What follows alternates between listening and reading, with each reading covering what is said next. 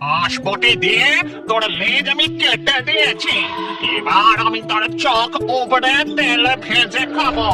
যেই না ডাইনি জলপরীর চোখ তুলে নেবে বলে হাত বাড়ায়, মা, আমি কি আর কখনো তোমাকে, পিতাকে আর এই সাগর রাজ্যকে দেখতে পাবো না? এমন কথা বলিস না মা ঝিনুকমালা, একদিন ঠিক তুই দেখতে পাবি। খেলতে খেলতে পড়ে গিয়ে সেই যে দৃষ্টি হারালাম, তারপর থেকে কেউ আমাকে পছন্দ করে না, কেউ খেলতেও চায় না আমার সাথে।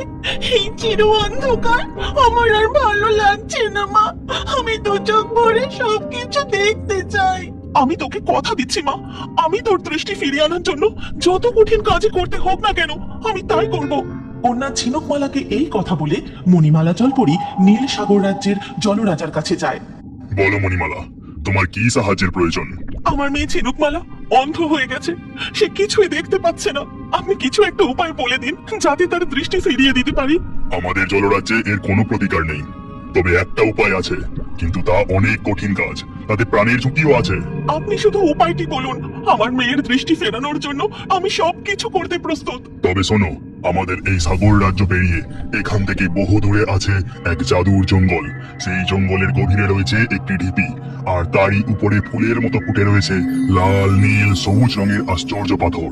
ওই সবুজ পাথরের টুকরো নিয়ে এসে তোমার কন্যার চোখে স্পর্শ করিয়ে দিও, তাহলে তোমার কন্যা আবার দৃষ্টি ফিরে পাবে। তবে মনে রেখো, সেখানে আছে নানান বিপদ, আর ওই ঢিপি পাহারা দেয় এক ভয়ঙ্কর ডাইনি। সেখানে যতই বিপদ থাকুক আমি ওই পাথর নিয়ে আসবই। ওখানে যদি বিপদে পড়ো, ওই জঙ্গলে এক টুনি পাখি থাকে, তুমি তাকেই ডাকবে। ঠিক আছে জলরাজা, আপনাকে অনেক অনেক ধন্যবাদ। এখন আমি আসি। মণিমালা জলপরী ওই জাদুর জঙ্গলের উদ্দেশ্যে রওনা দেয়। নীল সাগর রাজ্য পার করে প্রবেশ করে এক নদীতে। তারপর কিছুটা সাঁতরে এগিয়ে গিয়ে জল থেকে মাথা তোলে। জলরাজা এই জঙ্গলের কথাই বলেছেন, কিন্তু জঙ্গলটা দেখে তো শান্ত ও মনোরম মনে হচ্ছে। এখানে কি এমন বিপদ হতে পারে? মণিমালা জলপরী তার জাদু মুক্তের সাহায্যে মানুষের রূপ ধারণ করে তারপর জঙ্গলের পথে হাঁটতে থাকে। এই সমস্ত ঘটনা গাছের আড়াল থেকে দেখে ওই ভয়ঙ্কর ডাইনি। আমি কি দেখলাম? এই যে এক মায়াবী জলপরি মানুষের রূপ ধরে আমার জঙ্গলে প্রবেশ করলো, কিন্তু ছদ্মবেশী জলপরি যাচ্ছে না কোথায়? কিছু নিতে হবে দেখছি। ডাইনি লুকিয়ে লুকিয়ে মণিমালা জলপরীর পিছু নিতে থাকে। তারপর দেখে জলপরী তার জাদু পাথরের ঢিপির দিকে এগোচ্ছে। এই তো সেই ঢিপি, যার উপর আশ্চর্য রকমের নীল, লাল, সবুজ পাথর ফুলের মতো ফুটে রয়েছে। মণিমালা জলপরী জলরাজার কথা মতো ওই সবুজ পাথরের টুকরো ভেঙে চুলের মধ্যে লুকিয়ে রাখে। ঠিক তখনই ডাইনি পিছন থেকে এসে তার হাতটা চেপে ধরে জোরে কামড় বসায়। কে তুমি? আমায় ছেড়ে দাও, আমায় ছেড়ে দাও। মণিমালার রক্ত স্থলভূমিতে পড়তে মণিমালার জাদু ভঙ্গ হয়ে সে আবার জলপরীতে রূপান্তরিত হয় আর মাটিতে পড়ে ছটফট করতে থাকে। আমার জঙ্গলে এসে আমার জাদুর পাথর চুরি করা হচ্ছে। আজ আমি তোর মুন্ডু চিবিয়ে খাবো, তোর চোখ উপরে ভেজে খাবো। টুনি পাখি, টুনি পাখি, আমাকে বাঁচাও, আমায় রক্ষা করো। গাছের ডালে বসে থাকা টুনি পাখি জলপরীর এমন অবস্থা দেখে সঙ্গে সঙ্গে সে উড়ে যায় প্রকৃতি দেবীর কাছে। তারপর প্রকৃতি দেবীকে পুরো ঘটনাটা খুলে বলে। প্রকৃতি দেবীও তৎক্ষণাৎ মণিমালা জলপরীর কাছে প্রকট হয়।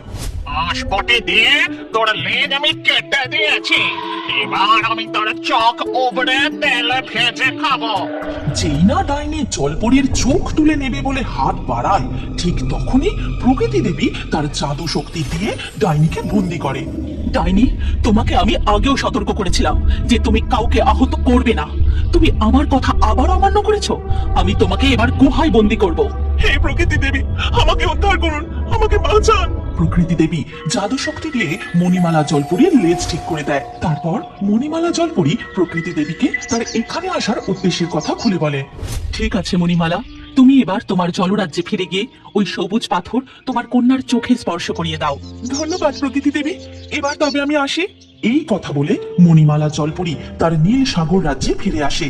তারপর ওই সবুজ পাথর তার চুলের ভিতর থেকে বের করে কন্যা ঝিনুকমালার চোখে স্পর্শ করিয়ে দেয়। মা, মা, আমি সবকিছু দেখতে পাচ্ছি, আমি তোমাকে দেখতে পাচ্ছি মা। মা, আমার খুব আনন্দ হচ্ছে, আমার খুব আনন্দ হচ্ছে। এরপর মণিমালা জলপরী তার কন্যা ঝিনুকমালাকে তাদের নীল সাগর রাজ্যের সৌন্দর্য ঘুরিয়ে ঘুরিয়ে দেখাতে থাকে। এটা শুনে পেতনি খুব রেগে যায় এবং টুনিকার শরীরে ঢুকে পড়ে এবং গলা টিপে বাজকে মেরে ফেলে। অনেকদিন আগেকার কথা, এক জঙ্গলে টুনিকা নামের এক মেয়ে পাখি ছিল। সে জন্ম থেকে অন্ধ, তাই সে না পারত পড়তে, না পারত খেলতে, না তার কোনো বন্ধু ছিল। এই কারণে সে খুব দুঃখী ছিল। একদিন মা, আমার চোখগুলো কি কখনো ঠিক হবে না? আমি কি তোমায় আর বাবাকে কখনো দেখতে পাবো না? এই পৃথিবীটাও কি সারা জীবন আমার কাছে অন্ধকার থাকবে? না সোনা, এমন বলে না। তোর বাবা তো পাশের জঙ্গলে বড় ডাক্তারকে দেখিয়েছে। এবার শুধু তোর জন্য চোখ পাওয়া যাক, তারপর তুইও এই পৃথিবীর আলো দেখবি সোনা। তোর বাবা তো আজও পাশের শহর জঙ্গলে গেছে ডাক্তারের সাথে দেখা করতে। ঠিক সেই সময় টুনিকার বাবা টুনিম বাড়িতে আসে। আরে টুনিকার মা, কোথায় তুমি? আরে শোন মা, আজকে আমি খুব খুশি রে। মনে হচ্ছে পুরো জঙ্গলটাকে মাথায় তুলে নাচি। আরে কি হয়েছে, তুমি এত খুশি হচ্ছ কেন? আরে ভগবান আমাদের কথা শুনেছে গো। কালকেই আমাদের পাশের জঙ্গলে যেতে হবে। টিয়া ডাক্তার চোখের খোঁজ পেয়েছে। এবার আমাদের টুনিকা মা পৃথিবীটা দেখতে পাবে। কি সত্যি বাবা? আমি তোমাকে, মাকে আর এই পৃথিবীটাকে দেখতে পাবো? আমার তো বিশ্বাসই হচ্ছে না। পরের দিন সকালে তারা তিনজনে মিলে পাশের শহর জঙ্গলে যায়। টুনিকার অপারেশনও হয়ে যায়। টুনিকা, তোমার চোখের অপারেশন সফল হয়েছে। ব্যাস কিছুদিনের মধ্যেই তোমার চোখের পট্টি খুলে যাবে। তখন তুমিও এই পৃথিবী দেখতে পাবে। আচ্ছা মা, তুমি সবার প্রথম কাকে দেখতে চাও? আমি সবার আগে নিজের বাবাকেই দেখতে চাই গো ডাক্তার বাবু। টুনিকা খুব ধীরে ধীরে নিজের চোখ খোলে। চোখ খোলার সাথে সাথে সে একটি পেতনিকে দেখতে পায়। তাকে দেখে টুনিকা ভয় পায় এবং চিৎকার করে ওঠে। সে তার নিজের চোখ বন্ধ করে নেয়। সেই ঈগল পেতনিও উধাও হয়ে যায়। এই ভয়ঙ্কর চেহারা কে? কে এটা? আমি তো তোর বাবা রে মা। তুই আবার কাকে দেখলি? কিছু না বাবা, আমার কোনো ভুল ধারণা হবে। হাসপাতাল থেকে বাড়ি ফেরার পরেও টুনিকা বারবার সেই ঈগল পেতনিকে দেখতে পাচ্ছিল। এর ফলে সে সব সময় ভয় থাকতো। কিন্তু টুনিকা কাউকে কিছু বলেনি। টুনিকার অবস্থা দেখে টুনিকার মা বাবা চিন্তিত হয়ে পড়েন। তাই তারা এক তান্ত্রিক বাবাকে ডাকেন। আমি থাকতে কোনো ভূত প্রেত এখানে আসতে পারবে না। সবাই তো আমায় ভয় পেয়ে দৌড়ে পালায়। কেউ কেউ তো আবার আমার কাছে প্রাণের ভিক্ষাও করে। বাবা, আপনি আপনার প্রশংসা বন্ধ করুন আর আমাদের সমস্যার কোনো একটা সমাধান করুন। তাড়াতাড়ি দেখুন আর বলুন আমাদের মেয়েটা এমন ভয় পেয়ে থাকে কেন। হ্যাঁ হ্যাঁ, অবশ্যই মা। এরপর তান্ত্রিক ধ্যানে বসে দেখার চেষ্টা করে যে সমস্যাটা কোথায়। কিন্তু কিছুক্ষণ সে ধ্যানে বসার পরেই নিজেই ভয় পেয়ে যায়। আরে মা, এ তো কোনো পেতনি ছায়া মনে হচ্ছে। এই পেতনি তো খুব ভয়ঙ্কর। আমি কিছুই করতে পারবো না এর। আর কিছুক্ষণ যদি আমি থাকি তাহলে ও আমাকেই মেরে দেবে। এই কথা বলে তান্ত্রিক তাড়াতাড়ি সেখান থেকে চলে যায়।